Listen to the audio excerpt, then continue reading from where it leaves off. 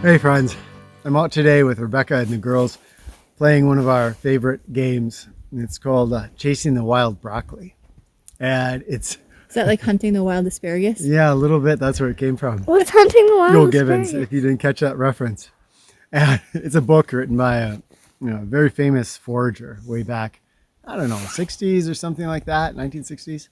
And anyway, it's a lot of fun and it gives us great exercise. And I, of course, am always a fan of combining fun and exercise into one package. The wild broccoli runs for his life.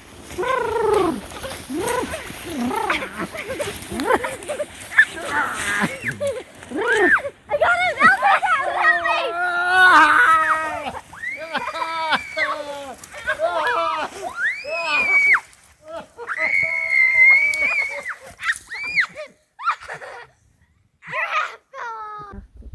Oh, yes, Liliana wants me to point out that we're not trying to eat the broccoli. That's why it started as broccoli. We were going to do fox, but then... You want to bring it to the broccoli zoo? Okay.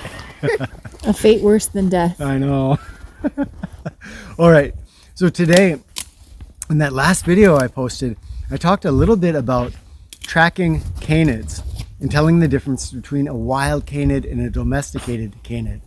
Now, there are some great tracking videos out there on looking at the track, at the details of the track and telling. So I'm not going to cover that at all.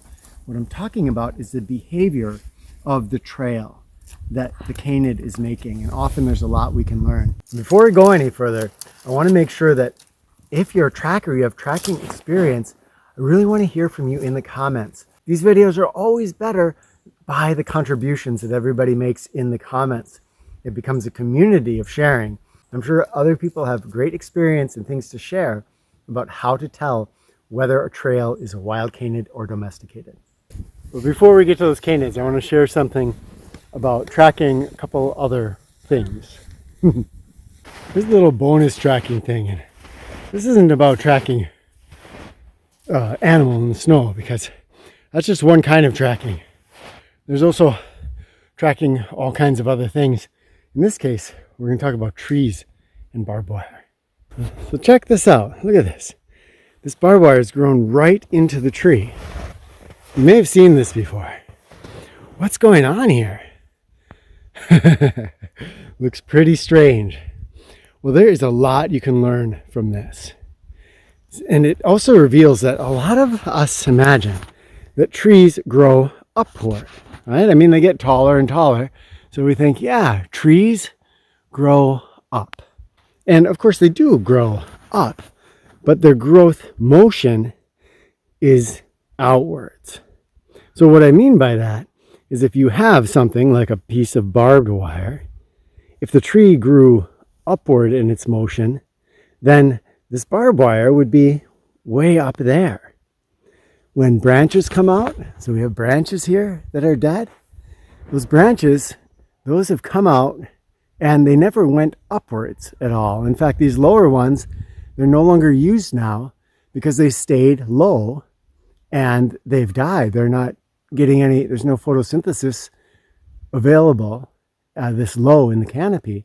So they gave up their leaves and eventually just gave up the branches themselves. But the cool thing here is that we can look and we can get a relative sense of how long this barbed wire has been here by looking at the tree and seeing if that barbed wire is right out at the edge.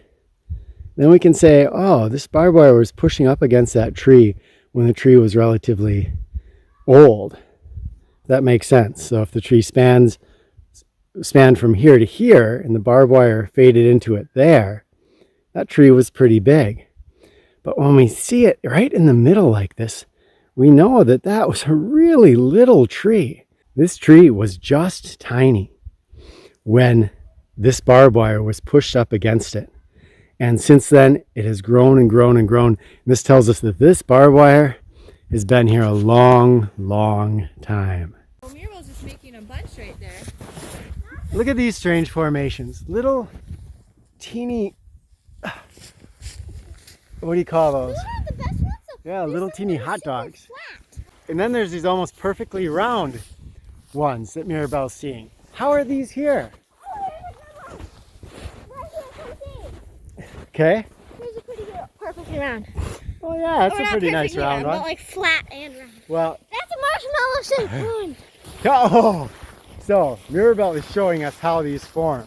Lily, can you kick? Can you walk along? See the rolling? So this one rolled down here, and look, it rolls and it makes a nice little disc.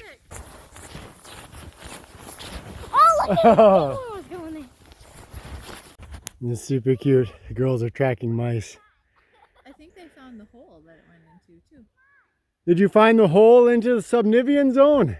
The subnivean zone, if you haven't heard that term before, is the area underneath the snow, subnivea. And that is filled with tunnels. All the little critters are down in there making these. Well, here's a great example. So you've got the tracks, and then you've got some holes, boom, where they go down into the subnivean zone. And they'll have all kinds of hollows and places to hang out under the snow. There's a whole world underneath the snow here. How I bound compared to Finbar? Yeah, let's see what you got. Far apart. Oh, he's got those huge bounds. Oh, we have a bounder over here. Here I am. Show us, Lily. Oh, those are good bounds. Liliana, your bound landed a little flat, as they say.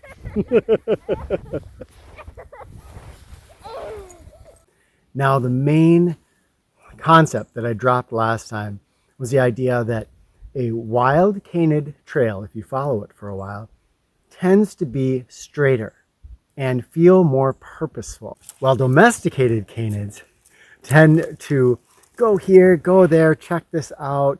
They just are very playful. They are caught more in puppy mind, so even mature dogs, domesticated dogs, tend to have more of a puppy mind than a wolf or a fox. Now, that being said, there's a lot of overlap. Foxes, for instance, can be very, very playful. So here's a couple other tips to take this general rule and make it more specific. So first of all, with a domesticated dog, in general, when they are with their people or when they are going away from home, they're going to tend to be more go here, go there, more spastic. When a domesticated dog has decided it's time to go home, then sometimes they're going to go in a very direct route. But you can often tell, tip number 2, by looking at the gait, how fast that dog is moving. So if a domesticated dog is going slow, if it's in a walking gait, almost as a rule, unless it's really intent on home, almost as a rule, it's going to be going here, there, sniff, this, that. And knowing that gait is really, really important. So when a domesticated dog is running, it's decided to run for home, it's going to look very directed. It's going to be just going. Also, when a domesticated dog is running after a deer or other animal, it's going to have a very directed, kind of purposeful movement. But remember, that's going to be in a running gait, not in that walking gait. And the last tip is to think about making sure that you follow the trail for a little while. If you just look at 10 bounds and try to make an assumption based on that, it's going to be very different than if you follow a trail for 5 minutes, even 10 minutes, a half an hour. Then you're really going to start to understand the personality of that animal. That's why there's a lot to learning how to read a track, that impression on the ground or in the snow, but there's also a lot to reading the trails of animals, starting to get a feeling for their personality through watching their actions. Remember, share any other tips you have down in the comments about how you look at even trails in general and the things that you have learned to look for, how to recognize them, and what it means. All right, thanks, my friends. As always, love to you all. Can't wait to talk with you in the comments.